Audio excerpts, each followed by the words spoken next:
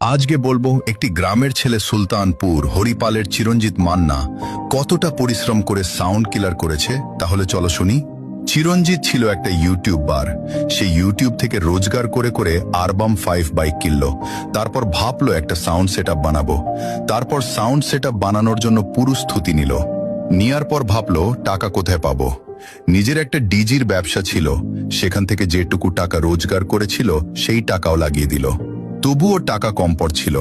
তখন একটাই চিন্তা ছিল, ছোট থেকে স্বপ্ন ছিল মনে সাউন্ড কিলার আসবে জীবনে।